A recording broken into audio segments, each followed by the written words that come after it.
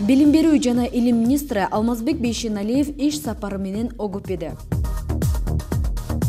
Жакын аралыктан бери Кыргыз Республикасынын билим берүү тармагын колго алып, бир топ орчундуу маселелерди жолго салуу менен өз иш аракеттерин активдүү баштаган учурдагы билим берүү жана илим министри Алмазбек Бейшеналиев атайын иш сапары менен Ош гуманитардык педагогикалык институтунда болду.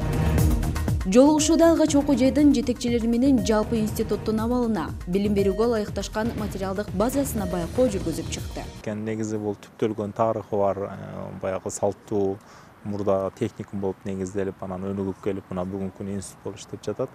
Жалпысынан Кыргызстанда эле эмес, Кыргызстандан сырткары бүгүн Фергана, Өзбекстандын, Тажикстандан да студенттердин келип окуп жаткандыгы бул жакшы. Бул Кыргызстандагы билимдин экспорт болуп жаткандыгынын бир көрсөткүчү катары бааласак болот. Жалпы биз негизи мугалимдердин сапатын көтөрүү үчүн мындан кийин жакшы жаңы ыкмалар, мугалимдин статусун көтөрүү жана айрыкча мугалимдерди даярдоонун сапатына көңүл бурушубуз керек болуп жатат. Андыктан бизде Ишен Аларбаев атындагы Кыргыз мамлекеттик университети, Ош гуманитардык педагогикалык институт сыяктуу университеттерге өзгөчө басым жасайбыз деген ойдомун. Ош гуманитардык педагогикалык институту жалпы орто билим берүүчү мектептер менен тыгыз байланышта иш алып барат. Мектеп бүтүрүүчүлөрүн кабылдап, кайра кадр кылып даярдап чыгаруу менен өлкөнүн билим берүү тармагына барандуу салым кошуп келет. Бул жагдайга көмөк иретинде билим берүү жана илим министри эң алгачкы иш аракетин жалпы билим берүүчү орто мектептеринен баштаганы тууралуу токтолду. Биздин билим берүү тармагынын эң орчундуу жана эң массалык окуган бөлүгү бул орто мектептер болуп эсептелет. Андыктан биз ал тармакта көбүрөөк маани берип басым жасап жатабыз. Балдардын ошо калыптануусу, жетилүүсү, такшалуусу, негизги билимдик база түзүлгөн мөөнөт ушул орто мектеп убагында калыптанат. Анан окуу мектептер жогоруда белгиледим, Кыргызстанда 2283 орто мектеп бар. Анан эң чоң тармагыбыз болуп эсептелет. Анан тармак чоң болгондугуна байланыштуу тармакта чечилбеген маселе да атынан көп көйгөйлөр.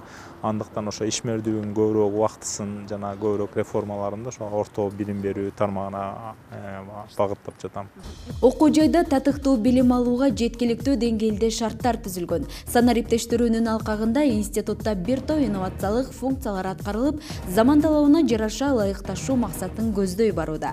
Анткени акыркы жылдары дүйнө жүзүндө билим берүү мазмуну өтө тездик менен өнүгүп, өзгөрүп жатат. Муну жалпы Кыргызстандын жаштары, деги эле билим берүү тармагынын өкүлдөрү кандай кабылдоодо жана жаңы системага аралашуусу, калыптануусу кандай темпте жүрүп жатат? Бул тууралуу министр өз сөзүндө кенен баяндап өттү. Дүйнөдө илим жана билим тармагына күнүгө жаңы маалыматтар, жаңы технологиялар, жаңы ыкмалар иштелип чыгып атат. Биз ошону өлкөбүздө ишке ашыруу жагы бир аз жай жүрүп жатат да.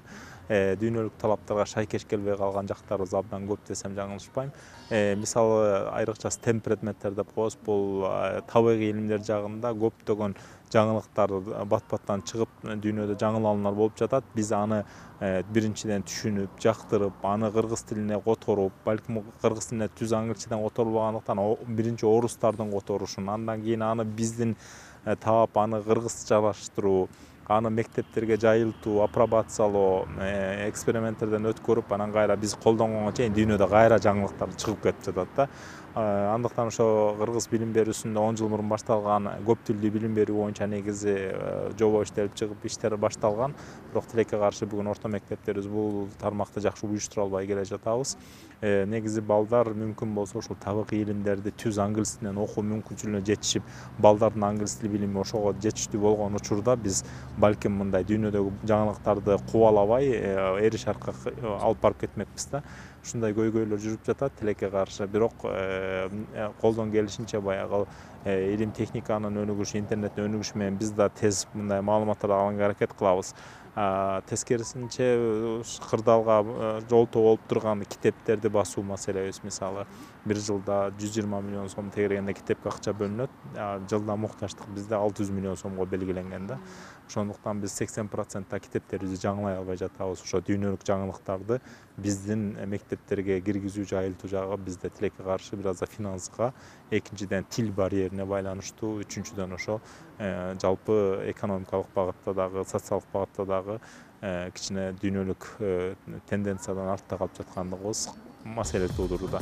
Жалпы билим берүүнүн сапатын жогорулатууда жогорку билим берүү мекемелери башкы орунду элейт. Андыктан министр ар бир жогорку окуу жайынын абалы менен таанышып, керектүү чараларды көрүү үчүн өз иш сапарын Ош шаарындагы окуу жайларда улантууда. Купуна Момосалиева, Борон Чергешев, Мурас телестудиясы, ОКП жаңылыктары.